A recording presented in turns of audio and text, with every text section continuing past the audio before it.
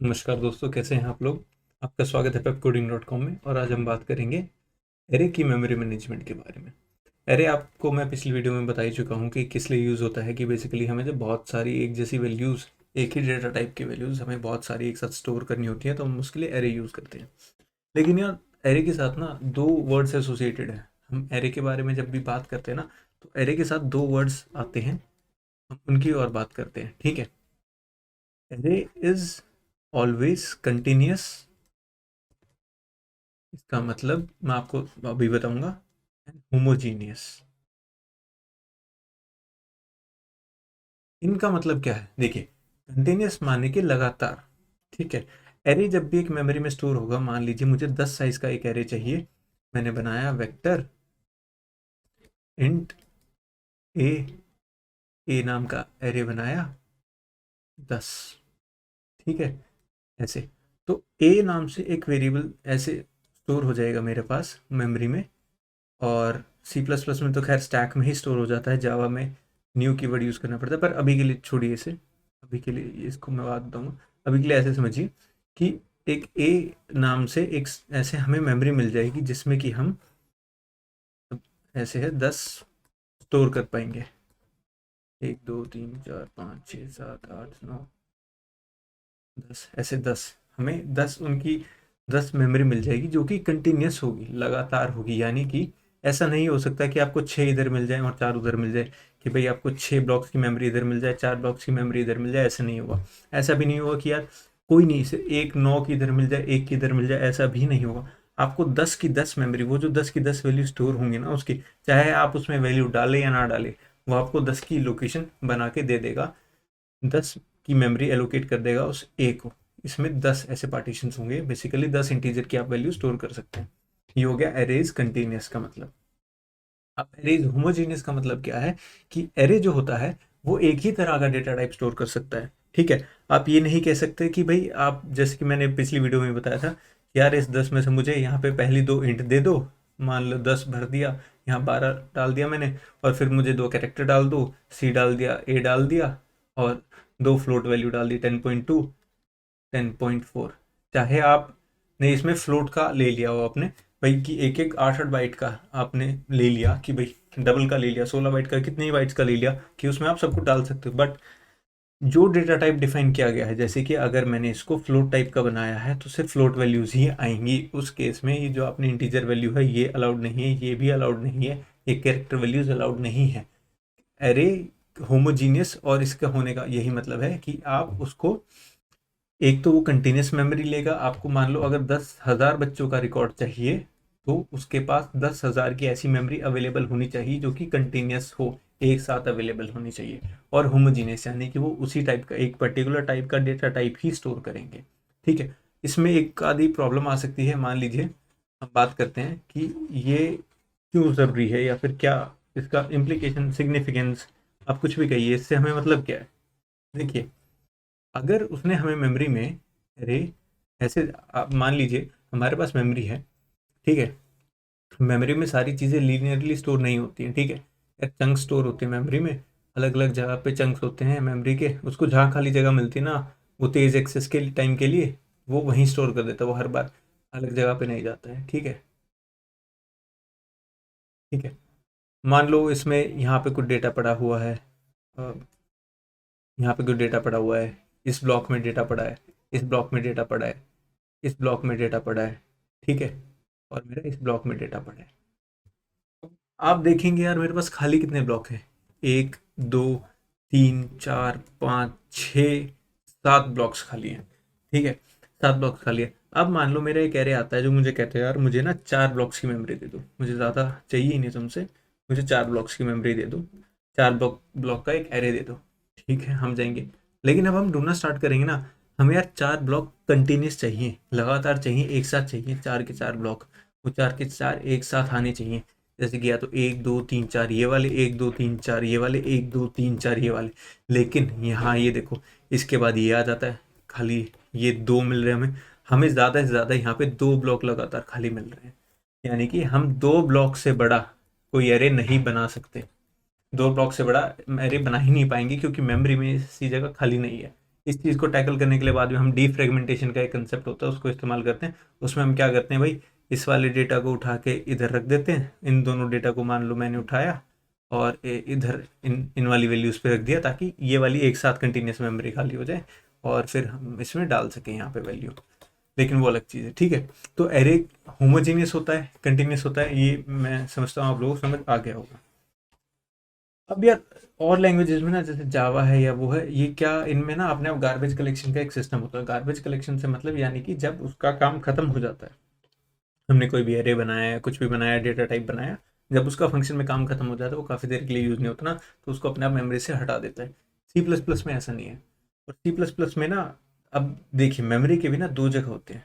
आपके पास दो तरह की मेमोरी में दो जगह होती है। एक को हम कहते हैं हीप और एक को हम कहते हैं स्टैक, ठीक है। स्टैक ये दोनों आपकी मेन मेमोरी में ही होती हैं।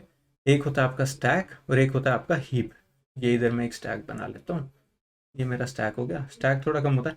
स्टैक में आप कोई भी नया फंक्शन, कोई भी नया वेरिएबल वगैरह डिक्लेयर करते हैं, वो आपका जनरली स्टैक के अंदर जाता है, ठीक है।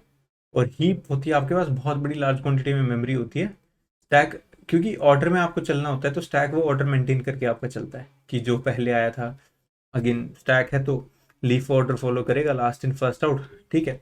वो आगे आने वाली चीज़ें हैं, बट स्टैक आपका एक ऑर्डर मेंटेन करके चलता है। और इधर आपका हीप है, ये आपको बड़ी मेमोरीज एलोकेट करनी होती है, वो होते हैं। तो जावा में तो यहाँ पे वो खाली एड्रेस स्टोर करता है और बाकी सारा काम उसका हीप में पड़ा होता है, वो यहाँ पे आता है और हीप में चला जाता है। सी प्लस प्लस में ऐसा नहीं है। सी प्लस प्लस में आपने एरे डिक्लेयर किया तो एरे में स्टैक में ही मेमोरी उसको देना स्टार्ट कर देगा। जैसे आपने एक एरे डिक्लेयर कर दिया, वेक्टर करके कर दिया या मार्क्स करके कर दिया, मान लो A1 नाम, ARR नाम से एक एरे डिक्लेयर कर दिया 50 साइज़ का या 5 साइज़ का, अभी के लिए 5 साइज़ का एरे आपने डिक्लेयर कर दिया, तो यहीं से इसको ना वैल्यूज़ देना स्टार्ट कर देगा। यहाँ पे 1 2 3 4 5 स्टैक में, ठीक है। अगर आपको से हीप में मेमोरी इनिशियलाइज करानी है तो उसके लिए हम न्यू कीवर्ड का यूज़ करते हैं। न्यू कीवर्ड वो कैसे काम करेगा, उसके लिए आपको ऐसे ही लिखना पड़ेगा, इंट स्टार ARR। आपने एक वेरिएबल बनाया, पॉइंटर वेरिएबल, पॉइंटर यूज़ करना पड़ेगा उसके लिए। स्टार का मतलब होता है पॉइंटर, यानी कि यह है पॉइंटर, वो उस लोकेशन को पॉइंट कर रहा है। इसका मतलब वो किसी एक लोकेशन को पॉइंट कर रहा है जहाँ पे वो एक एड्रेस स्टोर कर रहा है, वो अपने अंदर एक एड्रेस स्टोर कर रहा है। आप उस एड्रेस पे जाएंगे तो आपको वो चीज़ जो आप ढूंढ रहे हैं वो मिलेगी। इस पॉइंटर का ये मतलब होता है, ठीक है। वो एक एड्रेस स्टोर कर रहा है। और इसके बाद अगली लाइन आप लिखेंगे ARR बराबर न्यू न्यू इंट, और यहाँ पे आप अपना साइज देंगे, मान लीजिए आपको 5 चाहिए। तो इस केस में ना, इस केस में ये आपका हीप में यहाँ पे स्टोर करेगा। यहाँ पे आप एक नया एरे बनाएगा जो कि आपका हीप में स्टोर होगा। 1 2 3 4 5, ठीक है। आप इसको एक लाइन में भी लिख सकते हैं, जैसे कि int ARR equal to new int 5। ये आपका 5 का एक ऐसे नया एरे बना दे, ठीक है, इस केस में। लेकिन अब समझ, एक और जैसे मैंने आपको अभी बताया था कि जावा में और दूसरी लैंग्वेजेस में तो क्या होता है, गार्बेज कलेक्टर होता है, जो कि अगर कुछ टाइम बाद वो मेमोरी यूज़ ना हो रही हो, वो उसका स्कोप खत्म होने के बाद उसको हटा देता है, ठीक है। सी प्लस प्लस में ऐसा नहीं है। सी प्लस प्लस में आप लोगों को ना इसको डिलीट भी करना पड़ेगा। मतलब अभी जो हम फंक्शंस लिखेंगे उसमें आपको करने की ज़रूरत नहीं पड़ेगी, बिकॉज बहुत छोटी सी मेमोरी ले रहे होंगे और सिस्टम पे सच कोई जोर नहीं पड़ेगा, उससे फ़र्क नहीं पड़ेगा। मगर अगर आप बड़े बड़े प्रोजेक्ट्स बनाएंगे जहाँ पे बहुत ज़्यादा मेमोरीज होती है, 1 GB आपने बना दिया, मान लो उसने 1 GB वहाँ स्टोरेज में ले लिया, वो 1 GB पड़ा ही रहेगा, वो 1 GB हटाएगा ही नहीं, वो 1 GB हमेशा के लिए पड़ा रहेगा वहाँ पे, ठीक है, जब तक आप उसको डिलीट नहीं करोगे।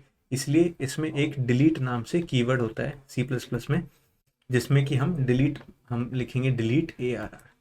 उससे क्या होगा, जब उसका काम खत्म हो जाएगा, आपको तब ये लाइन लिखनी है, वो ये क्या करेगा, वो हीप से या जहाँ से भी उसने वो मेमोरी थी, वो इसको डिलीट करेगा यहाँ से ऐसे, वो इसको उड़ा देगा, इस एरे को मेमोरी से हटा देगा। अगर आप ऐसा नहीं करेंगे तो वो मेमोरी में ही रखा रह जाएगा, हमेशा के लिए मेमोरी में ही रहेगा। इसलिए ये डिलीट कीवर्ड का यूज़ करना ज़रूरी है, ठीक है। और एक और होता है मैलॉक और कैलॉक, हम जिसे कहते हैं, उनका भी, उनका यूज़ मैं आपको बता देता हूँ, वैसे अभी उसका यूज़ आएगा नहीं। मैलॉक और कैलॉक ये होते हैं मेमोरी को रन टाइम पे इनिशियलाइज करने के लिए और रन टाइम पे हटाने डिलीट करने के लिए, ठीक है, मैलॉक और कैलॉक इस चीज़ के लिए यूज़ होते हैं। अभी इनका आपका यूज़ नहीं है यूज़, ठीक है। ये बस मैं आपको समझाने के लिए कि कंसेप्ट कैसा है, स्टोर कैसा होता है, उसके लिए है।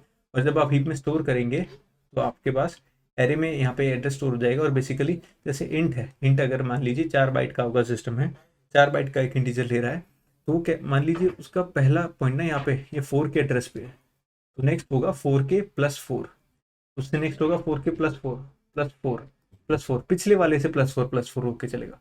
मान लीजिए 1000 था, यहाँ पे मान लीजिए 4000 था, तो ये होगा 4004 एड्रेस। इसका एड्रेस होगा 4008, इस वाले का एड्रेस होगा 4012, और इस वाले का एड्रेस होगा 4016।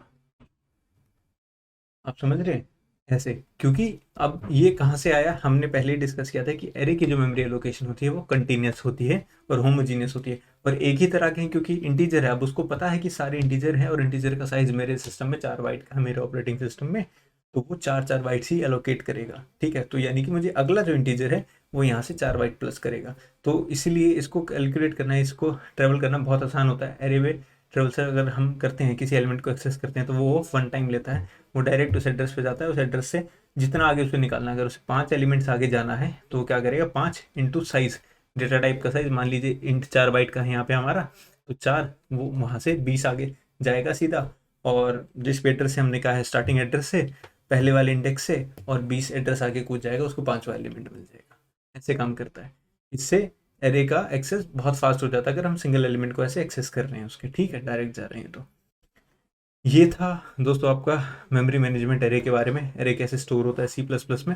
सी प्लस प्लस में थोड़ा ट्रिकी होता है जावा के कंपैरिजन में, ठीक है, हीप और स्टैक का भी कंसेप्ट।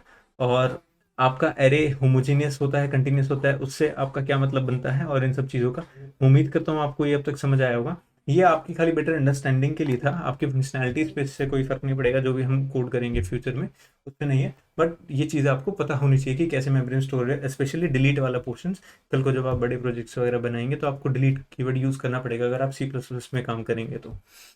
चलिए, मैं उम्मीद करता हूँ आपको ये वीडियो समझ आई होगी। अगर आई है तो प्लीज़ हमें लाइक कीजिएगा, कमेंट कीजिएगा, इस वीडियो पे सब्सक्राइब कीजिएगा, अपने दोस्तों के साथ शेयर कीजिएगा। आपका सपोर्ट मिलेगा तो यार हम भी मोटिवेट होते रहते हैं। बेसिक सी बात है यार, तुम अच्छा रिस्पॉन्स दोगे तो हमें भी अच्छी वीडियो बनाने का मन करेगा आगे, और हम फ्री में ला रहे हैं यार ये कंटेंट तुम्हारे लिए। तो please support us guys, help us grow, खुद भी ग्रो हो, और all the best to you guys, good luck, bye.